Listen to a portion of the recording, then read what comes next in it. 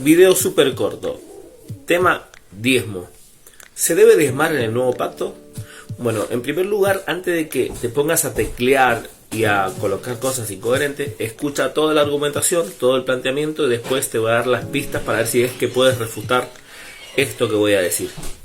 En primer lugar, cuando hablamos de diezmos, la Biblia menciona el diezmo que realiza Abraham, el diezmo que realiza Jacob, el diezmo que se realizó en el pueblo de Israel para la tribu de Leví bajo la Torá, y después tenemos los diálogos de diezmos realizados por Jesucristo, las prácticas de diezmos en el Nuevo Testamento, particularmente en el contexto del cumplimiento de la misma Torá, la evolución del diezmo, y después tenemos la revelación del escritor de Hebreos, que es el diezmo en el sacerdocio de Melquisedec. Así que vamos por parte. Punto número 1. El primero de los problemas que tenemos es que se cobra un diezmo en base a la Torá, o sea, el sacerdocio levítico, y eso genera un serio problema. No podemos realizar un cobro del diezmo o solicitar diezmos a la iglesia por el sacerdocio levítico, porque la Biblia dice que el que guarda un mandamiento debe guardarlos a todos, si transgrede uno, se hace transgresor de todos. O sea, eso es complicado. En estricto rigor, las personas que están guardando el diezmo según la ordenanza levítica están bajo maldición, porque maldito aquel que no permaneciere en todas las cosas escritas en el libro de la ley. Y dice, si transgredes un mandamiento, te hace transgresor de todos. La ley funcionaba así. Por eso el apóstol Pablo dice, maldito aquel que no permaneciere, porque la exigencia es permanecer en todos los mandamientos que le corresponden a cada persona. Por lo tanto, si yo guardo diezmos y alguna vez no puedo diezmar, o alguna vez quebranto otro mandamiento de la misma grupo de ordenanzas que es la Torá, automáticamente me echo transgresor de todo. Y mi diezmo viene a ser insuficiente. Paso a ser una persona que no estoy diezmando. Es curioso. La Torá funciona de esa manera. Entonces, no se pueden aplicar ordenanzas del antiguo pacto al nuevo, a excepción de los 4 mandatos que pasaron en el concilio de Jerusalén, que es ahogado, sangre, fornicación y lo sacrificado a los ídolos. Estos 4 mandamientos son los únicos que pasaron del antiguo pacto al nuevo pacto, el resto ninguno. Y esto es importante entenderlo. Entonces la pregunta es, bueno, si se debe diezmar, ¿bajo qué ordenanza se debe hacer? Bueno, los diezmos estaban destinados a sustentar al pueblo levítico, para que el pueblo que no recibió tierra recibiese sustento, él y su familia. O sea, los diezmos sostenían a toda la nación de la tribu de Leví. O sea, a todos los nacidos de Leví sostenían a ese grupo. El resto de tribus, las 12 tribus, mantenían a la tribu número 13, que era la tribu sacerdotal, que es la que tenía el servicio en el templo y el altar. Entonces dice, bueno, pero en el nuevo pacto no hay sacerdocio. Sí hay sacerdocio y hay sacerdotes. La Biblia dice en Hebreos capítulo 7 que nosotros somos del sacerdocio según el orden de Melquisedec. Por lo tanto, nosotros pertenecemos a Melquisedec, y en el sacerdocio de Melquisedec, Melquisedec se dice que es prefigura de Cristo, y en el sacerdocio de Melquisedec hace 2 oficios. El primero era de ser sacerdote y rey, mismo ejemplo de Jesucristo, y cumple, ¿no es cierto?, 2 ceremonias o rituales, como le quieran llamar. El primero era del vino, ¿no es cierto?, y el pan, y el segundo era de recibir diezmos. Entonces nos preguntamos, ¿recibe diezmo el sacerdocio de Melquisedec? Sí. ¿Cristo de qué sacerdocio es? Del sacerdocio según el orden de Melquisedec. Nosotros somos heredero y coheredero de todas las cosas, por lo tanto nosotros heredamos un sacerdocio, el sacerdocio de Melquisedec. Por eso Pedro dice que vosotros sois real sacerdocio, nación santa. Ok, sacerdote según qué orden? Sacerdote según el orden de Melquisedec. Si una persona dice que no es sacerdote según el orden de Melquisedec, bueno, ni siquiera es cristiano, o sea, no tiene nada que ver con Cristo, porque nosotros correspondemos al sacerdocio de Cristo, que es nuestro mismo sacerdocio, que somos herederos de todas las cosas de su sacerdocio también. Entonces la pregunta es, ¿recibe diezmo el sacerdocio de Melquisedec? Sí, recibe diezmos. Dice que allá Cristo recibió los diezmos de Melquisedec.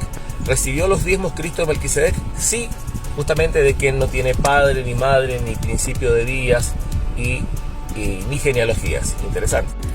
Por eso, ¿puede recibir el sacerdocio de Melquisedec diezmo hoy en día? Sí. ¿Quiénes son reyes y sacerdotes? Todos. Ahora, el punto es este. ¿Quiénes son los que trabajan el sacerdocio? No todos. No todos predican, no todos son pastores, no todos son maestros, no todos hacen milagros, no todos hacen sanidades. Entonces, los que están sirviendo no son todos. Y acá donde entra el apóstol Pablo.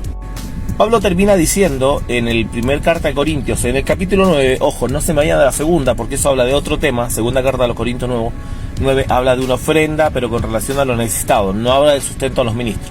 El sustento a los ministros Pablo lo define en base a primero a los Corintios 9. Y primero a los Corintios 9 Pablo toma los principios de la ley. Sí, Pablo legisla con los principios de la ley, no las ordenanzas de la ley. Te explico la diferencia. Ministrar algo en base a principios es tomar el por qué se hacía aquello y no la ordenanza puntual. Esto significa, Pablo menciona, no pondrás bolsaje al buey que trilla. ¿Dónde está escrito eso? En la Torá.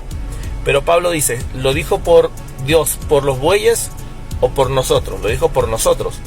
Bueno, pero si Pablo es del nuevo pacto, no del antiguo. Bueno, porque Pablo está hablando de los que sirven en las cosas sagradas, los que sirven al altar. Entonces, hoy, el nuevo altar es la iglesia, las nuevas cosas sagradas es el nuevo pacto, es el servicio de los 5 ministerios, es el servicio de los ancianos, de los diáconos y de todos los que están trabajando hoy en el nuevo pacto. Entonces Pablo dice que el que trabaja el evangelio, que viva del evangelio. Por lo tanto, la fuente de donde salen de las personas. Y esto es un derecho. Pablo dice que es un derecho. Y este derecho significa obligaciones de otro. El derecho a sostener a los ministros es obligaciones de otro. Ahora sí, se pueden recibir diezmos, claro que sí, pero eso no implica que los diezmos vayan a ser del pastor. Te lo explico. Los diezmos eran introducidos con un principio de sustento. Ahora Pablo introduce otro principio, el principio de salario digno. Por lo tanto, si hay una congregación de 5.000 personas y se rejuntan diezmo de los 5.000 personas o de un grupo de personas de aquellos 5.000, el diezmo es un grupo suficiente de dinero para no solo darle un salario digno a los que trabajan, sino también para sostener a las viudas, los ancianos, los pobres y los necesitados. Tema que siguió vigente en el nuevo pacto. Por ejemplo, los apóstoles le exigieron a Pablo que no descuidase a las viudas, a los ancianos, a los necesitados, a los pobres. Pablo lo hizo. ¿Cómo lo hizo Pablo? De recursos, de dinero. ¿De dónde salió ese dinero? Diezmos y ofrendas. Diezmo para todos usos generales y ofrenda, que es, acá sí entra la segunda carta de Corintios, pero era algo particular y un compromiso que habían tomado los hermanos de Corintios para enviárselo a la iglesia de Jerusalén. Eso no tiene nada que ver con sustento de ministros, porque el tema es sustento de ministros. Concluyo. ¿Se puede pedir diezmos en el nuevo pacto? Sí se puede pedir diezmos en el nuevo pacto, sí se pueden dar diezmos en el nuevo pacto en base al sacerdocio de Melquisedec. Pero esto es para lo que pertenece al sacerdocio, para lo que pertenece a la iglesia. Yo estoy por salir a trabajar y yo voy a salir a trabajar porque tengo que sostener mi casa, porque es mi casa. O sea, yo soy parte de la iglesia, es nuestra iglesia y la iglesia de todos y nosotros sostenemos la iglesia. Está claro de que no todos los ministros pueden darse el gusto de poder trabajar a tiempo completo en la obra. Yo soy ministro, no lo hago a tiempo completo, pero hay otros que sí. Eso va a depender de la congregación, de la administración y de los recursos y demás. ¿Se entiende? Entonces, por ende, si el ministro puede dedicarse a tiempo completo a la obra, puede recibir un salario digno y dedicarse a la obra, que lo haga. Ahora, si un pastor recibe salario digno pero no se dedica a la obra, debe retirarse del salario. Porque la Biblia dice que el que no trabaje, que no coma. Sí se puede dar diezmo en base al sacerdocio de Melquisedec. Estos son para los que estamos hoy presentes al sacerdocio. Si usted no pertenece a una iglesia, obvio que usted no tiene que dar porque usted no es parte de la iglesia. Esto es para los que son parte de la iglesia, para los que guardan sus mandamientos. Ahora usted no se preocupe que no tiene que dar, a quién va a dar, o sea, no se preocupe si no es parte de esto. Este es un mensaje para los que son parte de la iglesia.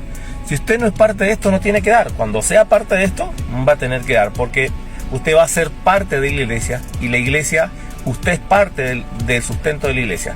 Ahora, el que enseña a no dar, enseña a no amar. La persona que no da, no ama. La persona que no ama, no conoce a Dios, aunque diga ser cristiano, si no ama al que ve. Porque el principio de dar a los ministros para que sea sustentado, dar a la iglesia, es porque ama lo que es del Señor, que dicho de paso también es nuestro. Somos herederos de todas las cosas. Pero el que no da no es parte de esto. Claro, yo no doy a la casa de enfrente porque no soy parte de esa casa. O sea, yo no tengo por qué dar a esa casa. Está bien que no des porque simplemente eso muestra que no eres parte de esto. No eres parte de la iglesia.